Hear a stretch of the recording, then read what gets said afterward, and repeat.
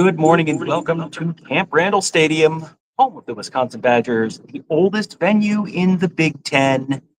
The site of today's game between the #1 Ohio State Buckeyes and the Wisconsin Badgers. Joined by Tony Gerdeman at BuckeyeHuddle.com. Tony, this is a matchup of two teams that are in very different places in the sport right now. Yeah, trending in opposite directions and then meeting at that one point where it's like one guy saying see ya and the other guy's like, have fun up there, basically. And we'll see how it goes. And it's been a wild weekend already. Mm-hmm. Friday night was a good one. If something happens at 3:30 in this one, then that will be the biggest news of the day.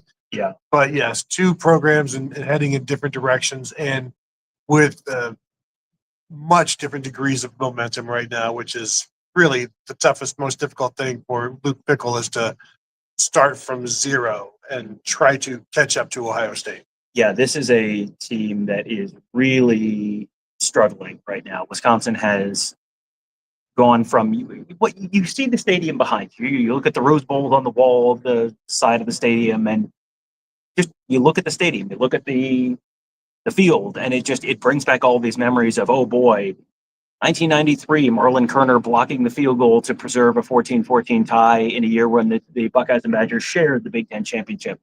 But lots of years of 2003, Ohio State coming up here and Wisconsin handing them their first loss in 24 straight games, something like that.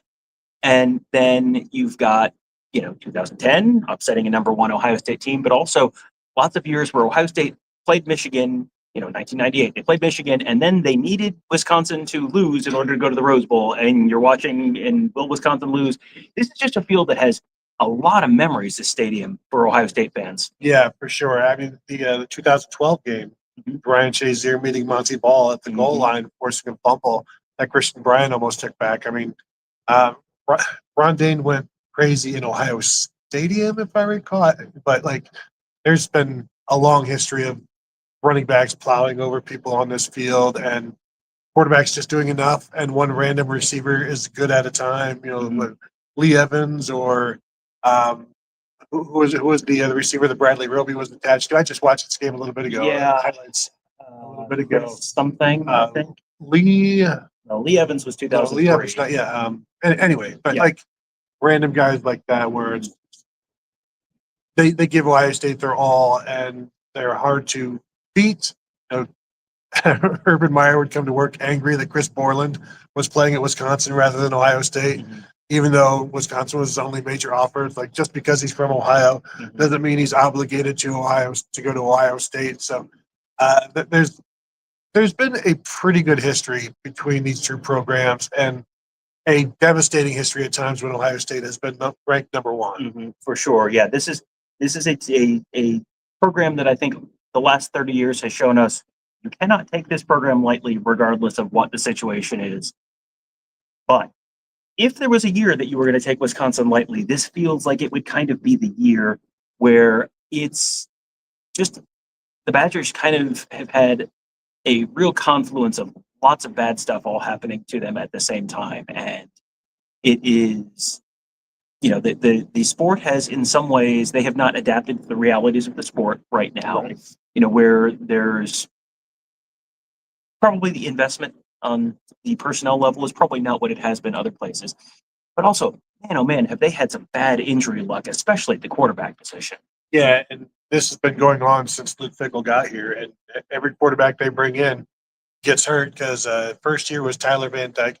What was it, the quarterback the second year? Was it Van Dyke again? But, they brought in somebody else who got hurt, and then, of course, this year they've played 3 quarterbacks. And anytime, Tom, I don't care who you are, anytime you've played 3 quarterbacks, by the middle of October, things are not going to be going well for you because nobody is 3 deep, of course, except for the 2014 Ohio State team. But even then, they only played 2 quarterbacks. Right. So they only went 2 deep in that season, technically. Yeah. But once you start getting into your third guy, the fortunate thing is, they're all veterans, but that just means they haven't been good enough to play without somebody being injured in front of them. So, it's not like there's some guy waiting in the wings, like with Minnesota, who has their quarterback last year and then redshirt freshman this year. Is they didn't need to go to the portal because they had a young guy that they really liked.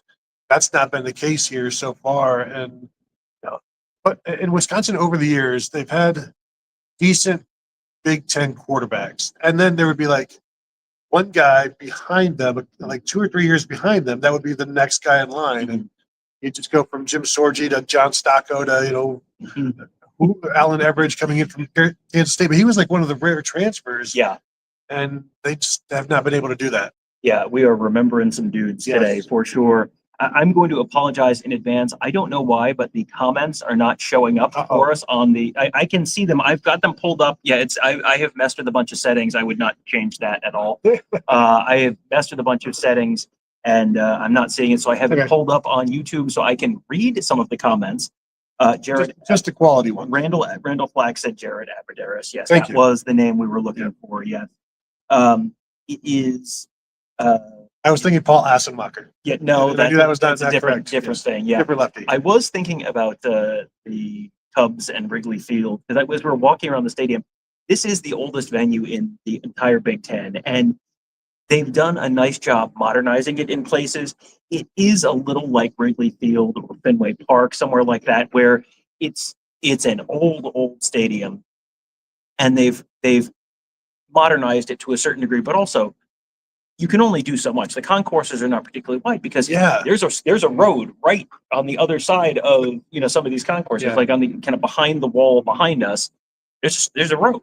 They can only do so, and right on the other side of that road, there are houses. So this is a stadium that is built in an area where there's only so much you can do. Behind us, they're doing a lot. They are building a whole new athletic facility, but it is a little bit landlocked. This is as I said, the oldest stadium in the Big Ten. This is the reason it's called Camp Randall. It's kind of the weird name for a stadium.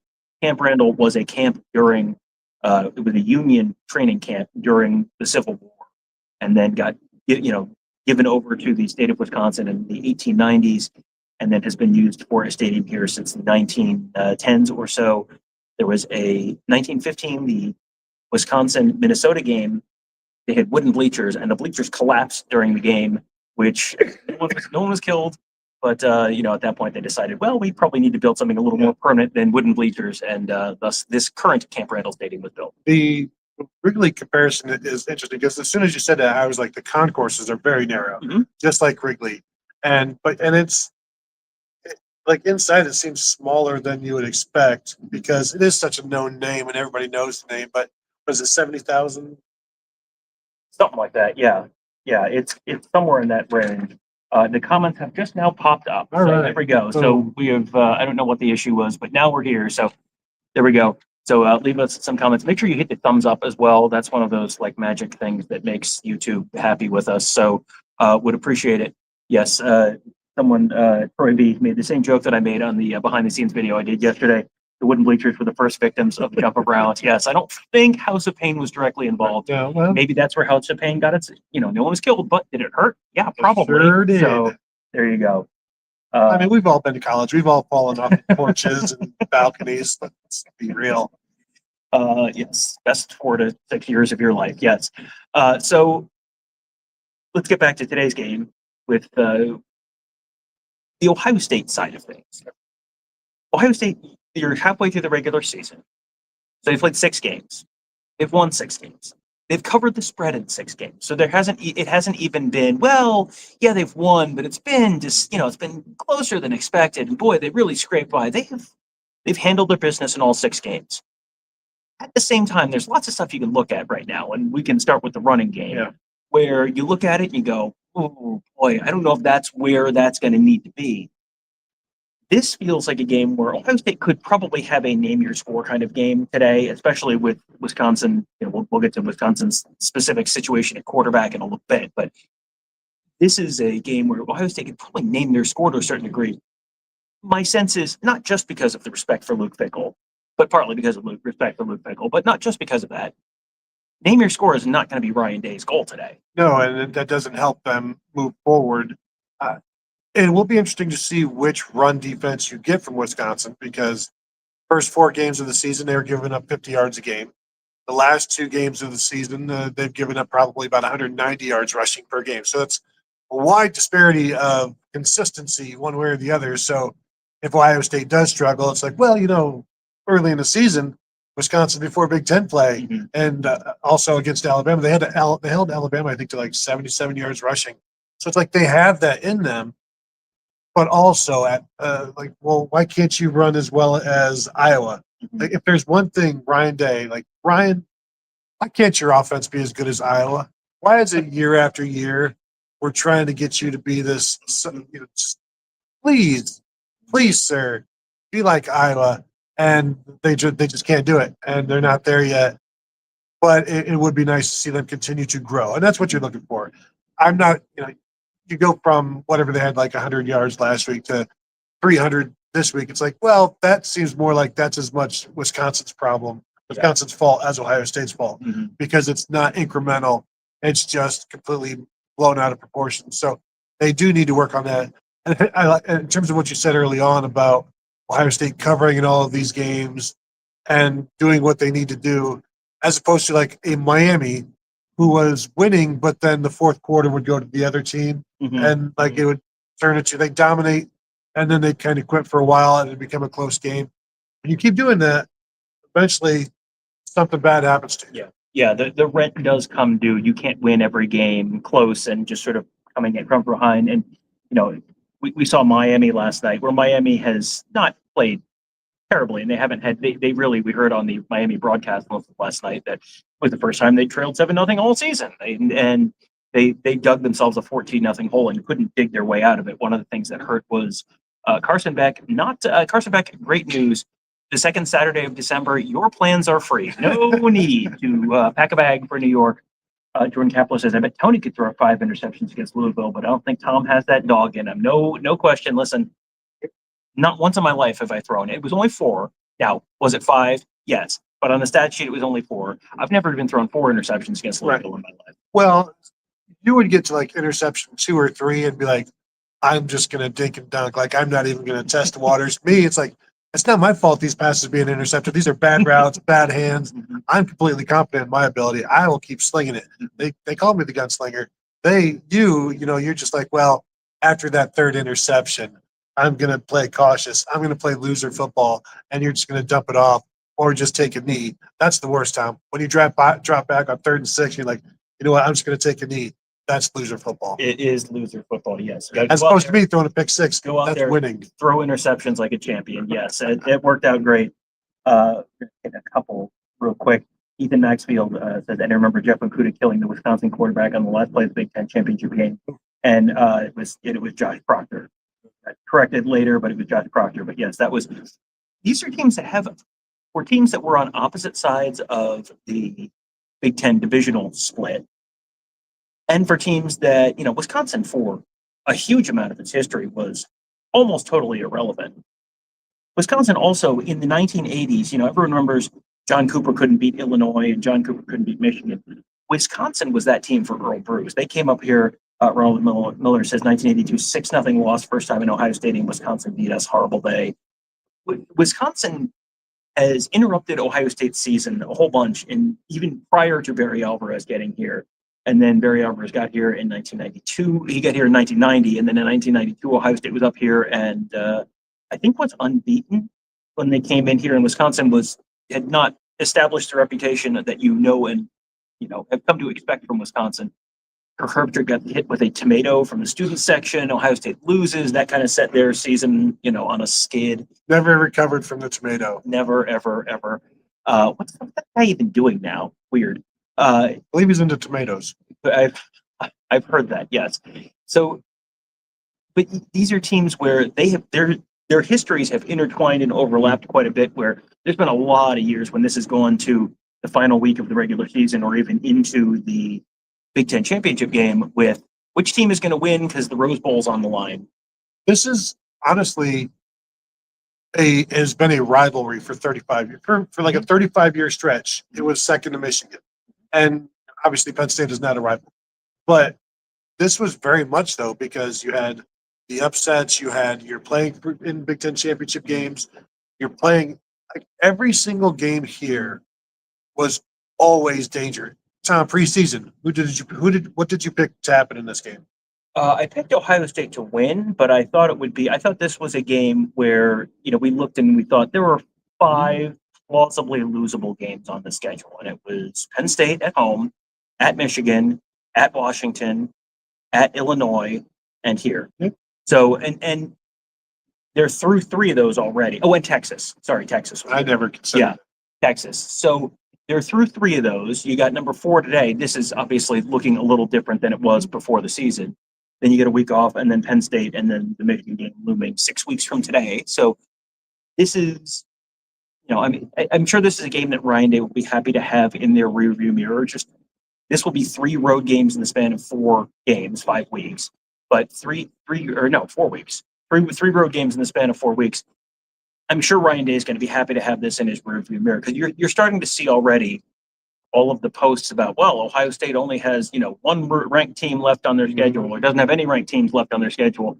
And that's because they've already played some difficult road games. And, I think the at Washington game, the at Illinois game, those are both games that were probably tougher than, those teams are probably not being appreciated in the rankings in the way that they probably should be. Yeah, if Washington was in the SEC, they'd be ranked. Oh, yeah. But yeah, this has been a game that since it's been in our lifetimes, it's been a serious situation where you don't come into this game thinking lightly, and you come into this game expecting to fight.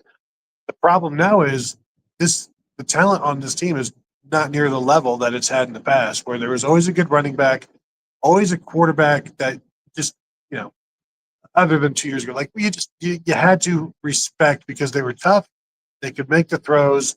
And even we saw in 2003, you knock out the starter, a backup can come in and still lead them down for a touchdown drive as they did. And so it's never been a game that has been able to be taken lightly since Barry Alvarez got here, except now there's just the talent offensively and defensively isn't there. The defensive line isn't there. The size, the physicality isn't there. One of Miami's starting defensive backs was at Wisconsin last year. So yeah, not able to keep the guys that this is a developmental program. So now they're developing players, but then they go off somewhere else. Yeah, and Illinois had, I think, 3 starters from Wisconsin's defense from last year playing for Illinois. Ohio State's already faced them. That was last week. They are not going to be here today. So yeah, it is it's definitely a weird kind of vibe around here. And I'm wondering what the stadium's going to look like, because jump around is the big tradition, obviously, between the third and the fourth quarters. And the last time we were here, I've got, Ohio State won. It was a competitive game, and I've got a video, and the stadium's going crazy, and it's fun. And, you can go back and watch. Someone on our board was talking about the first jump around from the 2021 season, where you had that year with no one in the stadiums, and how, excited and emotional that was to see all these people back together and all that kind of stuff. That has been a real cultural thing here for decades. What's that student section going to look like if it's a 35-point game after 3 quarters? Is this going to be, this could be like a real depressing jump around? Yeah, do they leave before that? Do they leave after it? I think you're going to see a lot of things are looking good than probably halftime. Mm-hmm. But also, I think there's going to be some no-shows. And I know there will be some no-shows. So that's unfortunate. It's the way things went last week. You've got to be a diehard to come back this week expecting something better than you saw last week. Yeah. Well, and I think you can also enjoy football for football's sake. That this is an absolutely perfect football Saturday here. It is. I think the temperature is going to be in the 60s, but it's sunny. There was rain in the forecast earlier in the week. It's gone now. It feels like a fall Saturday in Big Ten country. The weather looks great. Not a lot of wind. It was windy here yesterday. It was a little gray at points, but this is perfect. We had a mile walk over here from where we ended up parking, and it was a genuinely pleasant walk to the stadium. It feels like fall. You are allowed, if your team is losing, to still enjoy football for football's sake.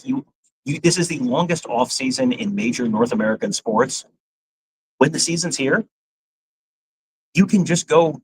We saw plenty of people there. There will be tailgating outside. There will be grilling of meats. There will be consumption of brandy and other alcohol out in the tailgating lots outside. Brandy. Yeah. Have you been to Wisconsin? You're allowed to enjoy a football Saturday, even if your team is losing. As Ohio, for an audience of Ohio State fans, I said this on Twitter. you're allowed to enjoy this, even if the team is not performing exactly the way you want it to. This is a team that won the national championship in January. That's number one.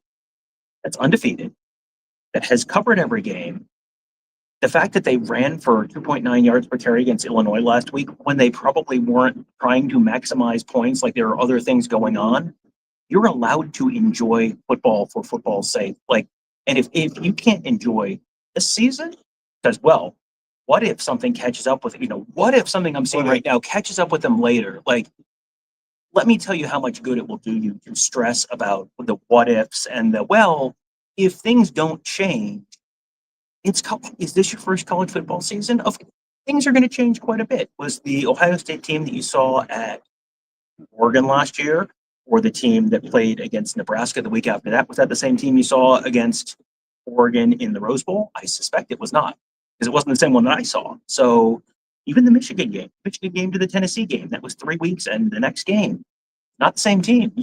This is a process, it's a developmental thing, and with some of the broader trends in the sport, that's only going to get more true.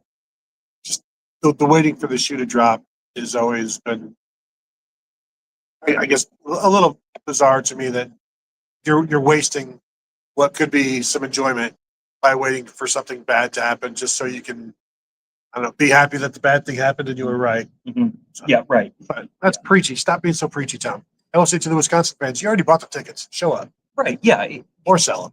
Well, I think the market, the supply in the market is currently outstripping the demand. I haven't looked since yesterday, but yesterday the get-in price was $14, and you get pretty good tickets for in the 20s, which that's that is not the norm here with Ohio State in town for the Badgers. Super chat from Mike Farino, who says, "I must thank Miami. Every week a team has lost when they shouldn't have before OSU played to remind them to stay focused."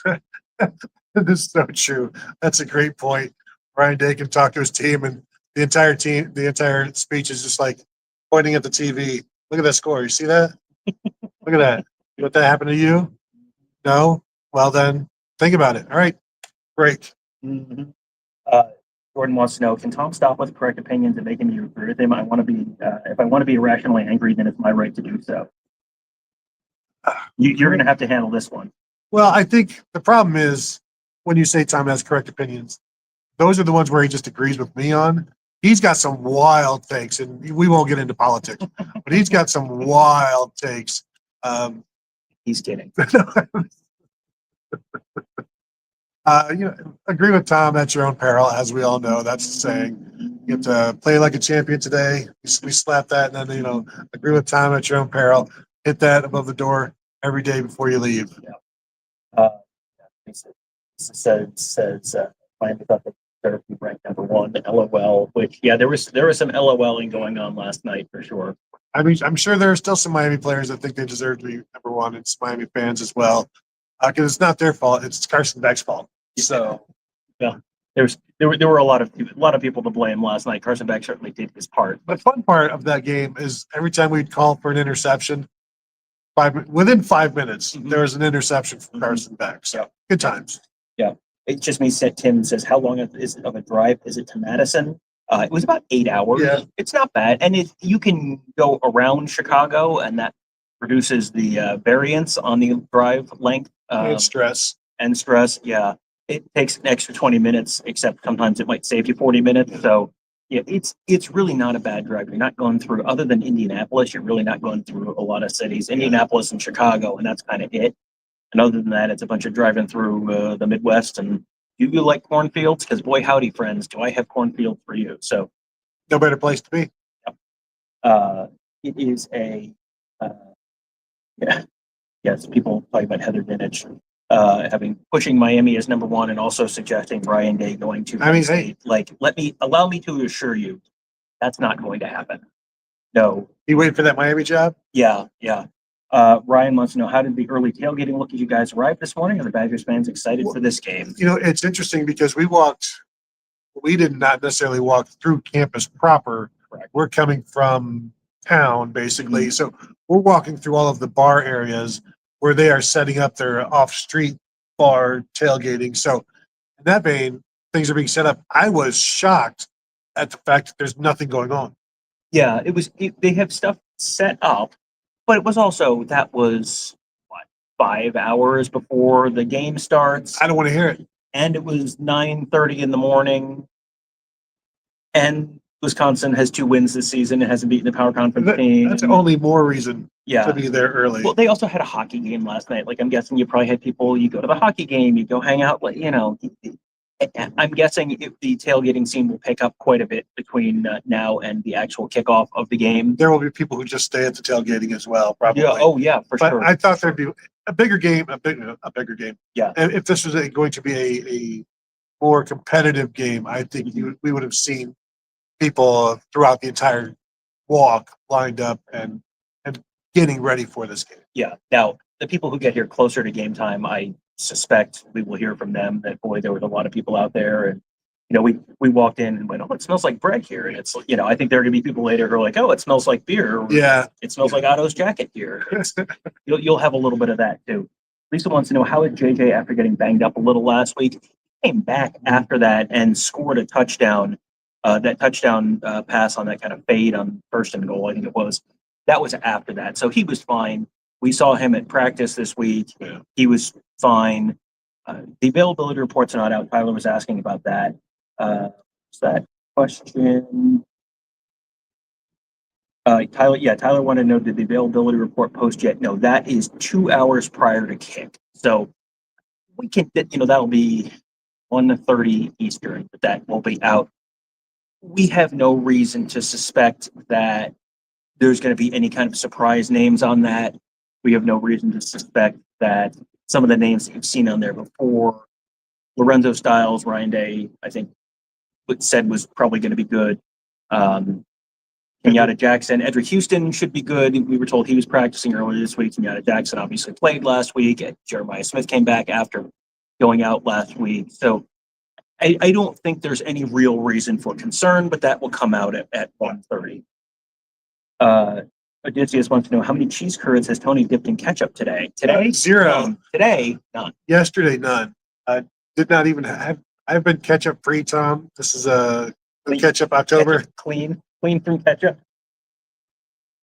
No, but well, we'll see what happens. We don't know what the food situation is going to be here up in the press box, but it's just is it Heinz country? They got Tony's favorite meme. 5'7". Anyway, I want to thank some of my best work right there. Tragically underappreciated. They do have a dish called curd chup. Ooh, man! So it's just a tomato-based drizzle over some curds. Here's one from Jordan. Could you guys pick the winner of Michigan versus Washington and Notre Dame versus USC? Curious to hear more of Tom's correct opinion. That's interesting. Now, the Notre Dame USC game, I look at that, and Notre Dame's favored by 9.5. And that is in South Bend. Right? It's in South Bend. Notre Dame's favored by 9.5, which seems like a lot. That feels like a someone knows something kind of line. And USC obviously lost their top 2 running backs, I think both for the season. Now, King, what's his name, had a great game against Michigan last year. I don't think that was it, but I have to check the film. He had a great game last week. It's supposed to rain. The forecast is not great for South Bend. You figure that helps Notre Dame. Home field favors Notre Dame. I think this is a game where it's on a neutral field and you have reasonably both teams are healthy. I think you've got a real chance for USC. I think there's a lot of stuff working against USC there, where that plus the line kind of being a little like you sort of cock an eyebrow kind of line. I think I'm probably going Notre Dame there. Yeah, it's hard to shake that Illinois game against USC where Illinois fumbled the ball, turned the ball over twice inside their own 15-yard line or so, when that game could have been worse. And beating Michigan by a couple of scores, I mean, it's only so impressive. If this is in the Coliseum, I'd take USC, but it's not. And as you said, the weather's going to hurt my in the passing game there. So I'm going to take Notre Dame. I don't know, like 20-10. I mean, you've got it. Where are you going to get the 10 points from? They're going to, yeah. I don't think it's a high scoring game. Yeah. So yeah, it feels like a lot of points, but if we're just picking straight up, I'm looking at that and going, someone knows something, give me Notre Dame. Michigan, for me, it just comes down to, do they do what Ohio State did? Cage DeMond Williams. But the thing about that, Tom, is Ohio State can cage DeMond Williams because they can cover the receivers. Right. Michigan is not going to be able to cover as well as Ohio State. Now, if they limit Denzel Boston, like you put Jair Hill on him, like he would not start at Ohio State. Mm-hmm. And I'm including Devin Sanchez in it. Like I don't know that he would be ahead of Devin Sanchez. So you can cage DeMond Williams, but if he still completes 22 of 26 or whatever he did against Ohio State, I think that's going to lead to some scores as opposed to just 6 points against Ohio State. And then the Michigan offensive side of things, Justice Haynes, still banged up. Yeah, he's listed as questionable today. So Trey Pierce and Marlon Klein is out. So and Pierce, I think, was out, but he's been playing decently well in the middle. This feels, if this is in Washington, I'd say Washington by 2 scores. Yeah. In Michigan, it just comes down to DeMond Williams, and I'm trying to convince myself that Michigan's defense can do enough. I don't think that they can. I'm leaning Washington, expecting, thinking like, is there going to be some suffocation here from Michigan defense? We haven't seen it in a while.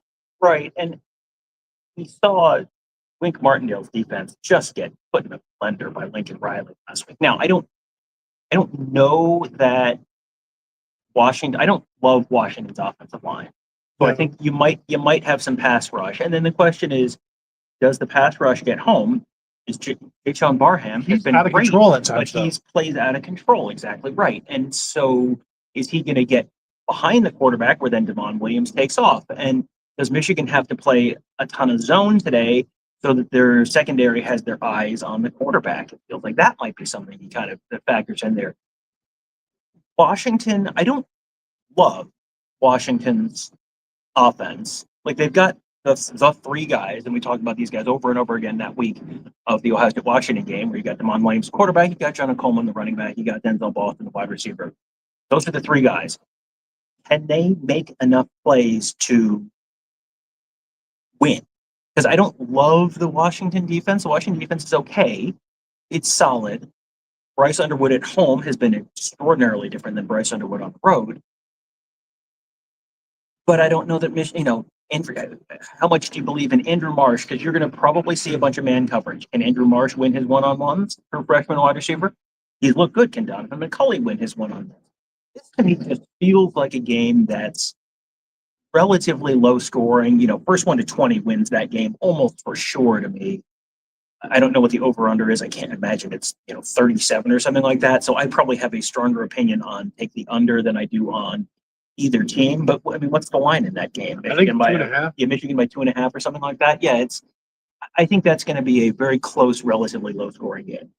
And you don't want to pick a winner. I'll say Michigan just so that then either I'm right or the audience is happy after the game. And either way, that's fine. Either way, everyone has something to celebrate. Either they celebrate me or they celebrate Michigan music. What do you think about them apples, Jordan? There you go. Go through some of these comments. Neil wants to know, where is Kevin? Afternoon. Kevin is back home in Columbus. He has been producing these post-game shows for us the last couple weeks on the road. The travel schedule has not worked out perfectly. He will be there for the Michigan game for sure. We know that. Some of these games with the travel and when we're leaving, it has not worked out. So, but yes, we still love Kevin. He's still around. Don't worry. Still very active on our board as well at Buckeye Huddle. Fort Wayne Buckeye says, I know you guys weren't able to watch, but James Franklin is already on game day starting the rehabilitation tour. That's exactly what it is. Yeah. And that's one of those things where, allow me to assure you, this is not something that James Franklin did on his own. James Franklin's agent, James Franklin's publicist, James Franklin's agent's publicist, lots of people sat down and talked about, okay, is this a good thing? Is this a good idea? When you go out, what should you talk about? What are your talking points? What are you trying to get on?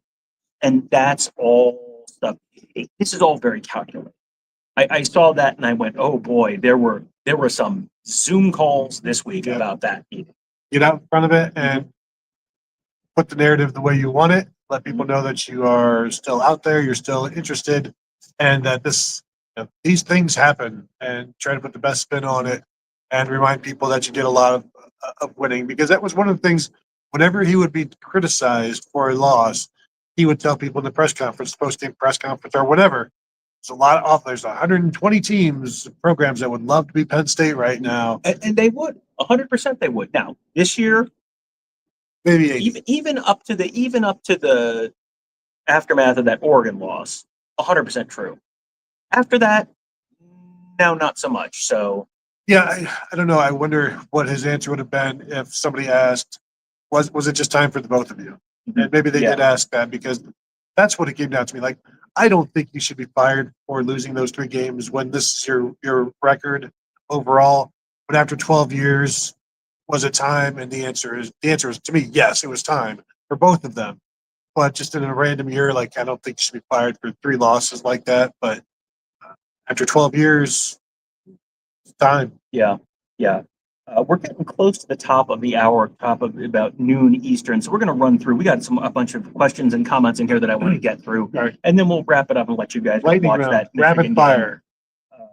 It's just me. Tim 79 says Wisconsin also got us in the 14 playoff in 2014. That was a game that one of the most remarkable Ohio State games you've ever seen in terms of that's the only comp that I could come up with when I was watching the Rose Bowl and Ohio State's up 34-0 in the second quarter against number 1 Oregon this year.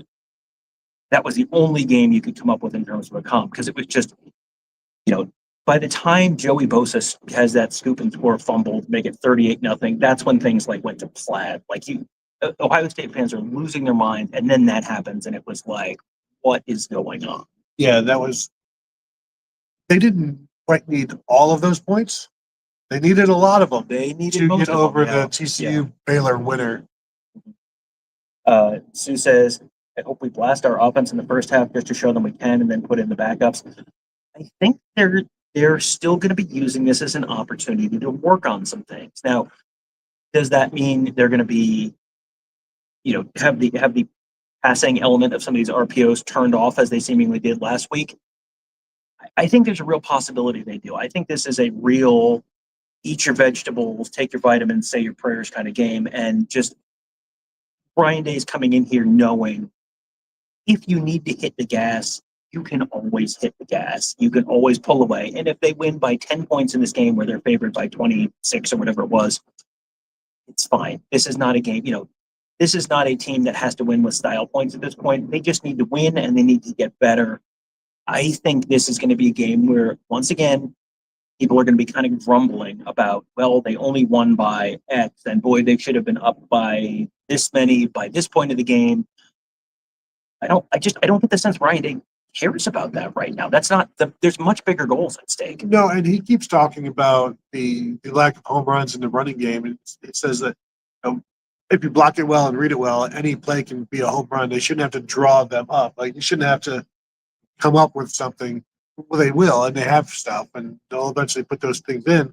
But you would like to see the yards come from what they're doing in the bread and butter, basically. Mm-hmm. You shouldn't need the 7-course meal. It's like, no, we're a Dust Bowl family here, Tom. We're going to do bread and butter. We're going to biscuits in the fryer, and that's about it. You're going to learn to love it. And you don't want to fill up on bread and butter. That's all we got, though. Buddy Juck says, give me less tight ends and Isaiah, for crying out loud. I do think you're ultimately going to see either the 13 personnel is going to work better, or you're going to see less of it. You might see a little more. You might continue to see it today.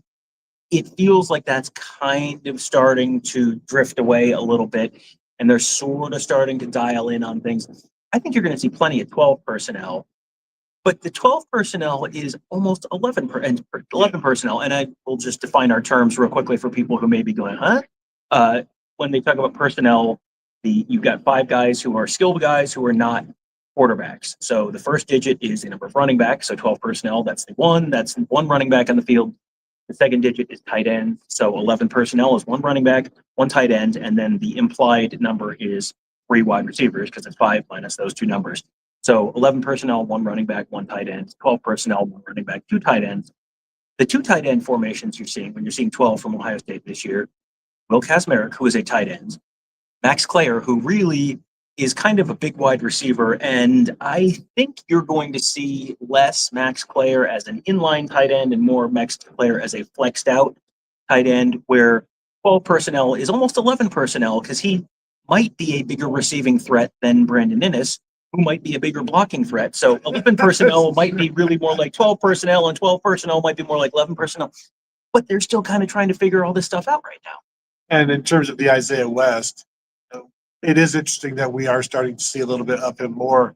We're also maybe every now and again we see some 21, which is two backs, and I wonder if they will continue to explore that.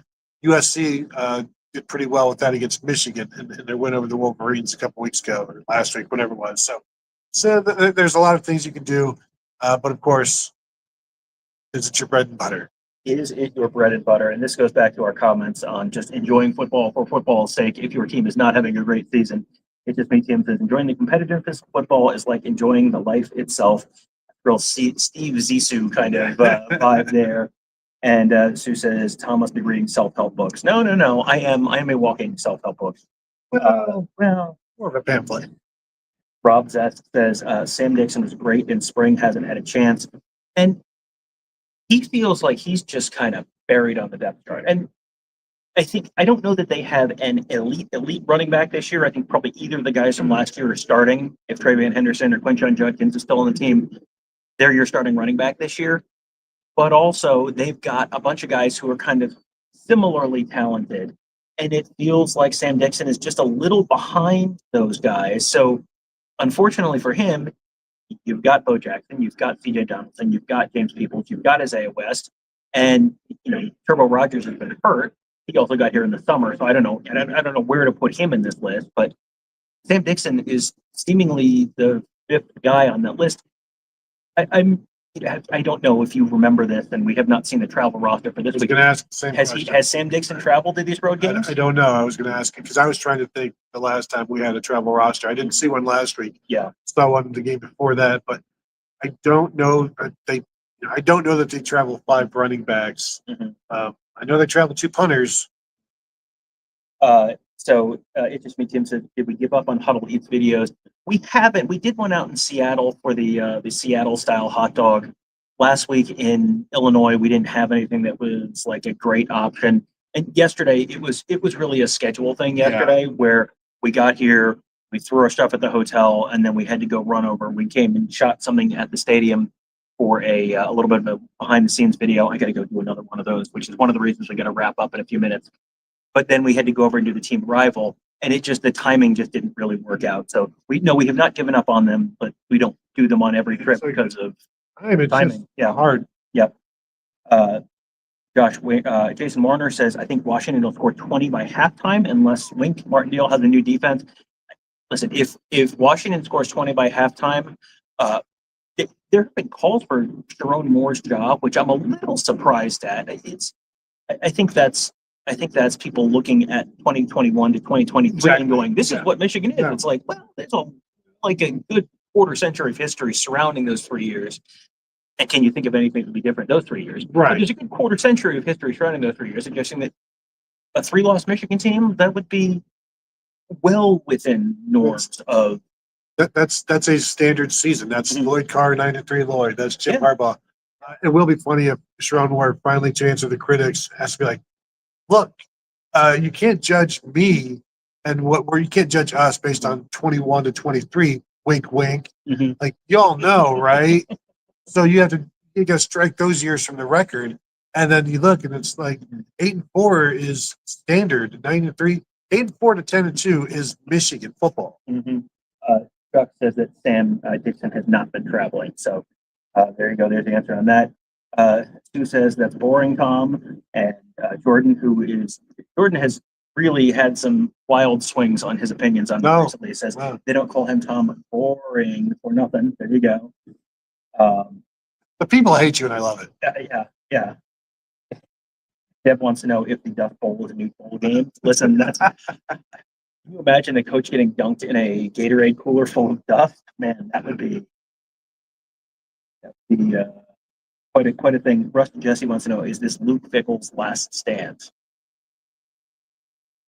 The buyout, we always talk about buyouts. Like they can afford it. if they want to. I don't think you can hold Luke Fickell accountable for the quarterback situation. And I think the quarterback situation is the reason things are so bad. However, that's not the only reason things are bad. The talent that they're not keeping talent, and when they develop it, they lose it. So, and they're not adding good talent via the portal. Right. So they've got guys leaving, and they can't get guys to come in. And the recruiting this has always been a developmental program. Like the number of 5-star guys that Wisconsin has signed over the internet era, you can count on one hand with like John Clay, and there's like an offensive lineman and a defensive Penn lineman. State now. Yeah. So it's like it's a very small number. Graham Mertz, maybe if he was, but yeah, like it's and those guys are, and if you sign them now, good luck keeping them. Right. I don't know that you can do the Mark D'Antonio Michigan State thing. I think it's sort of somewhat instructive that the teams that were thriving 10 years ago with the find the good 3-stars, bring them in, develop them over a course of years, the Michigan States, the Wisconsins that were those kind of mid-2010s powers using that formula, boy, they have both fallen off a cliff right now. Yeah. And I think that's something where you're going to have to find, you can probably take some of the elements of success from the Barry Alvarez, where you get your 330-pound Wisconsin farm boys and you line up 5 of them and you pound, you get a tailback from Florida and you pound the ball and you run that kind of an offense. I think that's something that you probably can do to a certain degree, but the developmental piece and keeping the guys here, just me, Tim, since the Big Ten has a shared revenue, why can't Wisconsin spend $190 million on NIL? Well, I mean, the 190 is from the private equity thing, which has not gone through so far. And they would be getting 130. Yeah, they'd be getting less. But Wisconsin has, for decades, not invested in certain areas with football for whatever reason. That I was trying not to say that, but it's the COVID stuff. Barry Albert. Yeah. Looking around the picture, like they wouldn't honor scholarships for people that wanted to come back. Yeah. They're like, no, we're not doing that. Yeah. Well, and I think that they don't necessarily have quite the resources that they're not in that top tier of Big Ten teams. They've been performing at that level, but the resources haven't been there. Brett Bielema left here because Brett Bielema didn't get the assistant coaching salary pool that he wanted to have. That was 10, 15 years ago, and that wasn't a new thing then. That was like an open conversation around the sport at that point. They just haven't invested, and now with everyone else is investing in a way they never have before, you get left behind, and that's kind of where they are right now. And that in and of itself is not something where, well, you just bring in a new head coach and everything will be great. Like there's some structural systemic things you got to address here. I wonder how you do it as a mid-tier, and I think how you do it is you do what Chris Ignetti did and just bring your entire James Madison team over. Bring a really good FCS team over. Now, good luck doing that at just a random coach. Bringing in, it doesn't necessarily have to be one team, but you target, I guess, the very good FCS teams, because then that is a step up. Because that's, Indiana wouldn't be doing this without the James Madison players. Yeah. And then also getting the right quarterback in the portal. Right. Now, I have not done any kind of a deep dive on Ryan Silverfield at Memphis and what their roster looks like. But, could you bring in a Ryan Silverfield at Memphis and have him poured over a bunch of his guys, or Alex Golish at USF? I think there's a question whether Alex Golish at USF was a Midwestern guy, whether he looks at this and goes, well, I saw what happened to the last guy who, was thriving in the American and then left. And then, so this is probably a job where you're going to have some real frank conversations about guarantees, about, your salary might not be the most important number that's discussed during those conversations. That has become what kind of resources am I going to have? That has become a very normal part of these coaching hiring conversations. I think that's going to be a big part of what, if they do decide to make a change here. We're talking about this like the job's open. The job isn't open right now. We'll see. I know that there's been a lot of conversation around that because I think the general expectation is today's probably not going to go great for Wisconsin. And then you get a week off after this, which is the time that if you were going to make a change, that's probably when you're going to make a change. But the job's not over. Well, and the thing with Signetti as well is the investment in keeping the coaches. He's got his same coordinators for years, and other programs have tried to grab them, and he's like, "No, Indiana, we're going to pay him." And so you've got a level of buy-in that I don't know that you have here. We got a couple super chats we got to hit, and then we got to get going. Son of Sarah said, "You guys are better than Big Noon." Well, listen. Let's set the bar. But I mean, yeah, come on, nothing better than Big Noon. But we do appreciate that, and we would agree. Yes. Mateo and Fuego says, "I want somebody to complain about after another 18-point win. Ask me how I know you're an Ohio State fan." Well, hey, 18-point win would be not covering. I think ESPN last night said it was 25.5. Something like that. Yeah. Yeah. Now, yeah, I think if this is a competitive game into halftime, even there's going to be a lot of griping about that. Keep banging the team growth. He says, "Enjoy this team, people. Fun team to watch." Yeah, 100%. This is the team that I have asked people this on our board before.